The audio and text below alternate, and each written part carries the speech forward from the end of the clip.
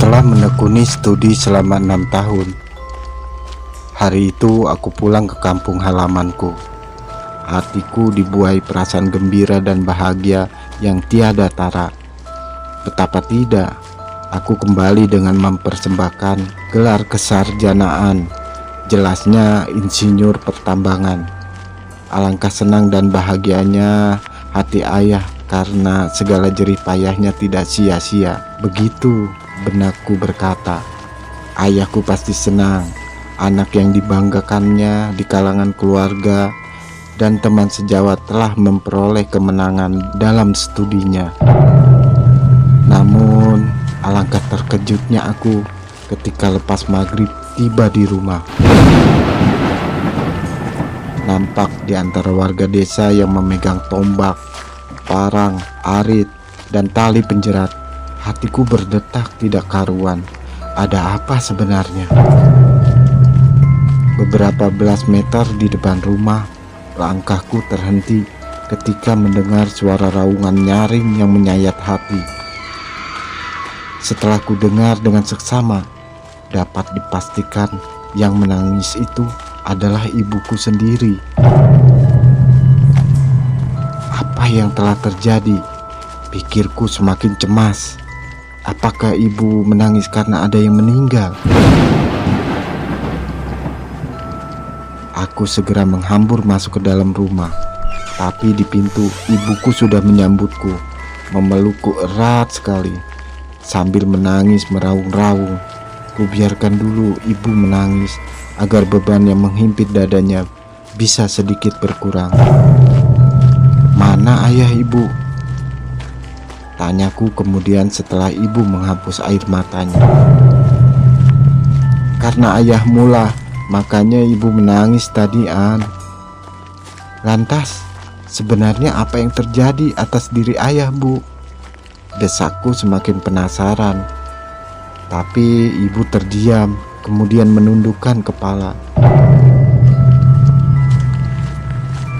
Beberapa sesepuh desa yang ku kenal seperti Mbah Kardi, Mbah Sudirun, Mbah Karta, dan lain-lain, termasuk kepala desa Pak Soleh, juga terdiam dan hanya memandangku.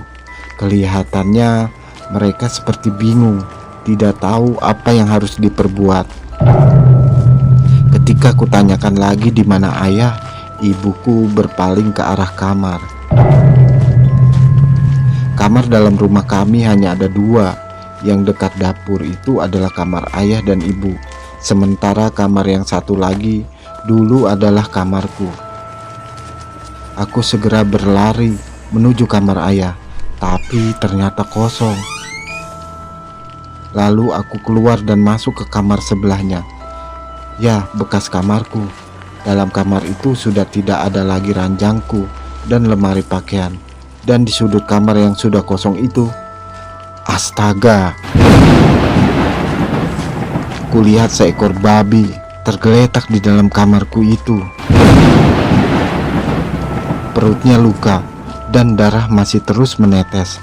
Yang mengherankan, pada sudut matanya tampak ada butiran-butiran air mata yang jernih. Aku ketakutan menyaksikan binatang tersebut.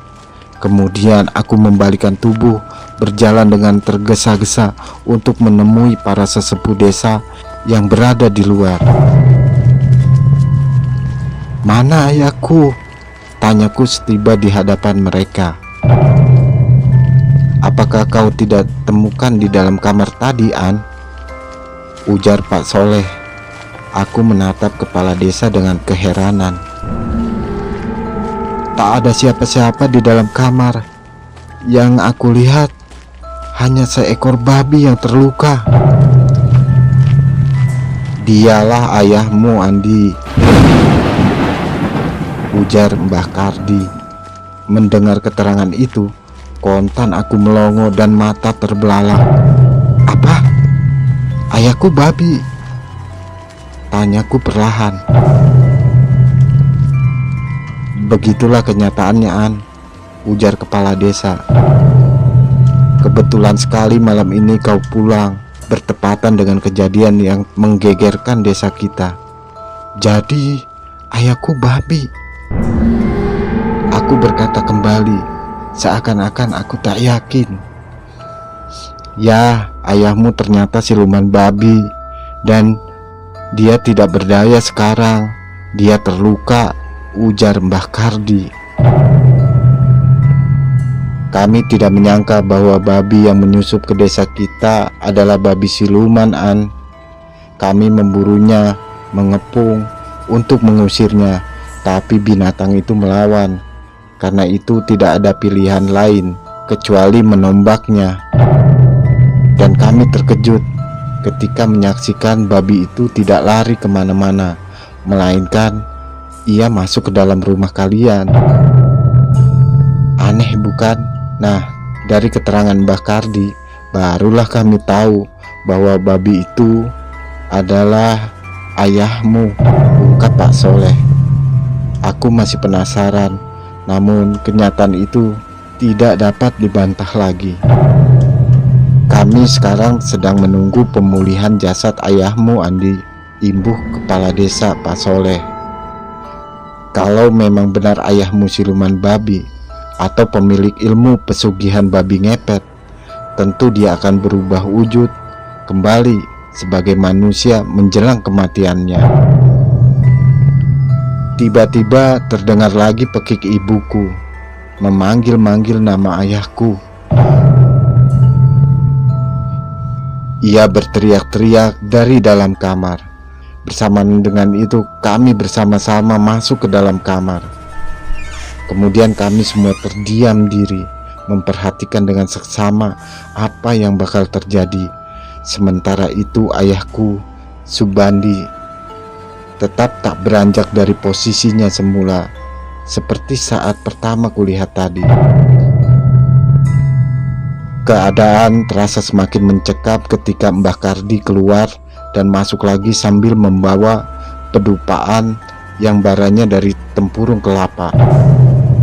Dupa itu diletakkan tepat di tengah-tengah pintu kamar. Kami segera menyingkir agak ke tepi, merapat ke dinding kamar.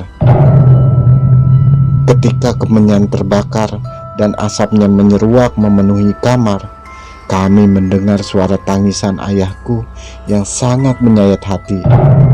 Mbah Kardi lalu meminta segelas air putih yang di dalamnya kemudian dimasukkan daun waru dan ramu-ramuan lainnya. Ibuku segera membawakannya, kemudian diletakkannya di depan pedupaan. Sementara Mbah Kardi masih terus berkomat kamit sambil memejamkan mata. Nasibmu telah ditentukan, Bandi. Nasib yang kau pilih sendiri, ujar Mbah Kardi kemudian, seperti berkata dalam diri sendiri. Tak lama kelihatanlah perubahan sosok tubuh babi itu menjadi manusia. Ya, manusia itu memang ayahku.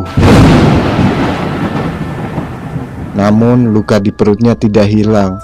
Luka itu sangat parah, telah merobek perut ayahku dan memutuskan ususnya. Mbah, apa tak bisa lukanya disembuhkan, Mbah? Tanya ibu. Mbah Kardi menggeleng. Suamimu malah sudah tidak bisa bicara lagi, Ina, katanya kemudian. Lalu apa yang harus kita lakukan? Tanya ibuku lagi. Mbah Kardi mengangkat pundaknya lalu berkata, tidak ada yang dapat kita lakukan untuknya lagi, Ina. Mendengar itu, ibuku menangis lagi meraung-raung. Mas Bandi, lihatlah anakmu, Andi sudah pulang, teriaknya. Ayah menatapku dengan pandangan sayu sekali. Bibirnya bergerak-gerak seperti mengatakan sesuatu, tapi suaranya tidak terdengar lagi. Aku Andi, ayah, kataku lirih. Aku Andi, ayah. Aku telah lulus, ayah. Aku telah menjadi sarjana seperti yang ayah inginkan. Aku ingin ayah gembira menyambut keberhasilanku. Tapi kenapa ini yang terjadi? Terlihat ayahku seperti bergerak mengangguk-angguk dengan mulut terkatup rapat. Tak lama kemudian, ibu menjerit. Ayah menutup mata untuk selama-lamanya. Perasaan malu bahwa ayahku adalah babi ngepet kubuang jauh-jauh ketika aku ingin menyempurnakan penguburannya.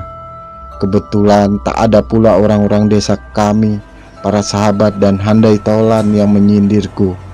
Mereka semua menyatakan ikut berduka cita dengan kematian ayahku. Walaupun kenyataannya ayahku adalah babi ngepet.